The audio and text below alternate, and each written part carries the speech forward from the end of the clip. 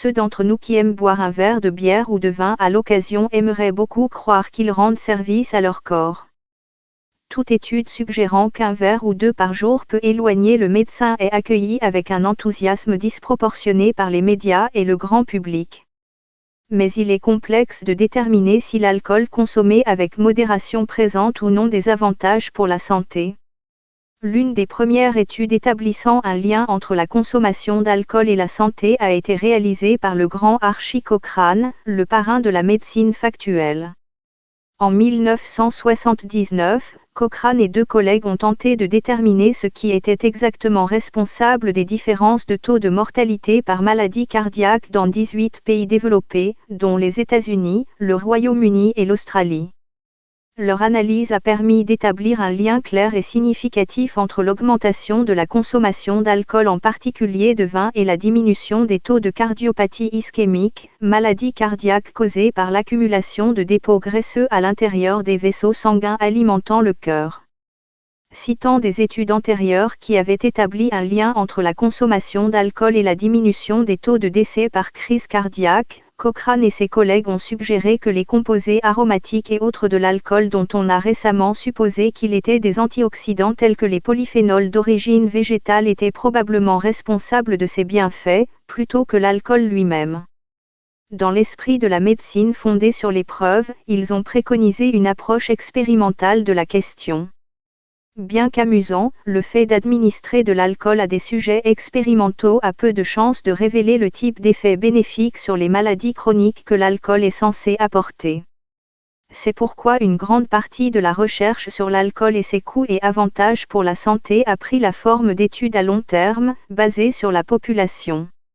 En 1986, des chercheurs ont interrogé un groupe de plus de 50 000 médecins masculins aux États-Unis sur leurs habitudes de consommation d'alcool et d'alimentation, leurs antécédents médicaux et leur état de santé pendant 2 ans.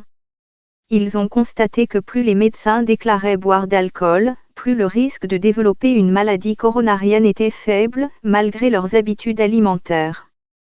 Une autre étude de grande envergure publiée en 2000, portant également sur des médecins masculins, a révélé une relation en forme de U entre une consommation modérée d'alcool et dans ce cas la mort, plutôt que la maladie coronarienne. Les sujets qui buvaient un verre standard par jour étaient moins susceptibles de mourir au cours des 5,5 années de l'étude que ceux qui en buvaient moins d'un par semaine ou ceux qui en buvaient plus d'un par jour. Ces résultats suggèrent qu'il existe un point idéal pour la consommation d'alcool, un juste milieu entre trop peu et trop, où les avantages pour la santé cardiovasculaire contrebalancent le risque de décès toutes causes confondues.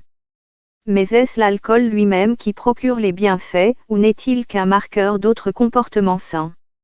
Les personnes qui boivent avec modération sont-elles aussi celles qui font régulièrement de l'exercice, ont une alimentation équilibrée et prennent généralement soin d'elles-mêmes ?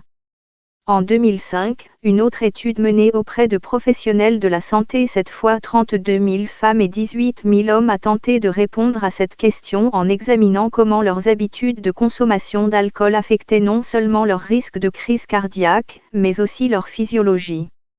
Les personnes qui buvaient 1 à 2 verres d'alcool, 3 à 4 fois par semaine, présentaient un risque plus faible d'infarctus, ce qui, selon les chercheurs, pourrait être dû aux effets bénéfiques de l'alcool sur le cholestérol HDL, le bon cholestérol, ainsi que sur l'hémoglobine A1C, un marqueur du risque de diabète, et le fibrinogène, un agent qui aide le sang à coaguler.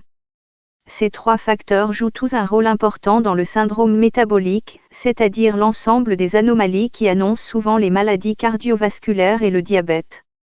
D'autres études ont trouvé des indices selon lesquels l'alcool pourrait modifier l'équilibre de ces facteurs pour le mieux, ce qui a mis en évidence un mécanisme possible par lequel l'alcool, avec modération, pourrait améliorer la santé. D'autres études ont reproduit cet effet de l'alcool sur les accidents ischémiques cérébraux, accidents causés par un caillot de sang dans le cerveau, et sur la mort en général. Mais avant de plonger et de vous prescrire 2 bouteilles par semaine pour votre santé, bien sûr vous voudrez peut-être lire ce qui suit. Les abstinents ont-ils réellement un risque de décès plus élevé que les personnes qui consomment 1 ou 2 boissons alcoolisées par jour ? Ce n'est pas aussi simple qu'il y paraît. En 2006, une équipe de chercheurs a examiné de plus près la manière dont ces études étaient conçues. Leur méta-analyse a révélé un défaut majeur dans la manière dont les buveurs ou plutôt les abstinents étaient classés. Les abstinents dans nombre de ces études comprenaient des personnes qui avaient réduit ou arrêté de boire pour des raisons de santé ou de vieillesse. Cela pourrait potentiellement faire passer les non-buveurs pour un groupe beaucoup moins sain que la population générale. Il est important de noter que les études sans cette classification erronée n'ont pas constaté de réduction des maladies cardiaques ou des décès chez les buveurs modérés. D'autres chercheurs ont maintenant exploré de plus près cette hypothèse de classification erronée, notamment une vaste étude de la population britannique publiée cette année. Cette étude a montré que si l'on compare simplement la consommation d'alcool et les résultats en matière de santé, on constate un effet bénéfique évident de la consommation modérée d'alcool. Mais si l'on retire les anciens buveurs du groupe des abstinents, les avantages ne sont plus aussi évidents en fait, ils disparaissent presque complètement.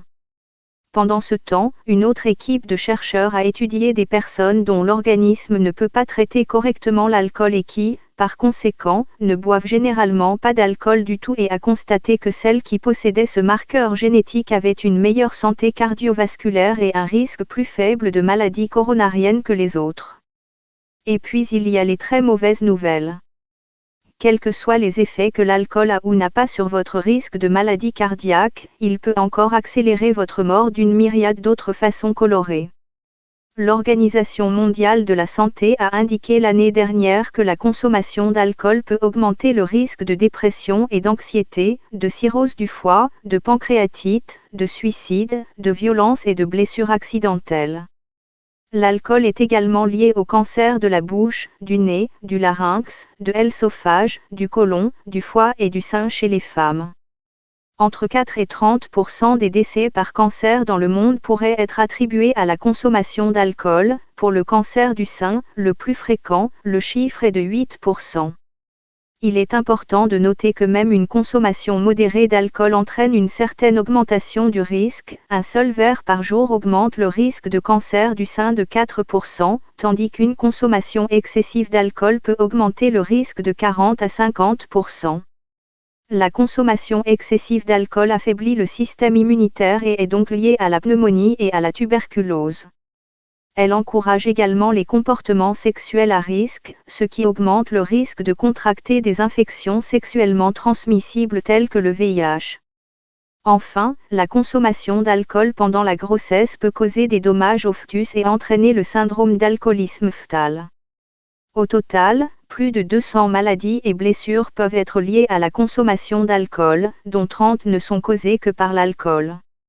Mais l'idée qu'une consommation modérée d'alcool pourrait être bénéfique n'a pas complètement disparu, et même les organisations qui se consacrent à la lutte contre le problème de l'alcool affirment à contre-cœur que de petites quantités d'alcool peuvent avoir un effet protecteur contre les maladies cardiaques et certains types d'accidents vasculaires cérébraux. Vous ne savez plus quoi penser ? Vous n'êtes pas le seul.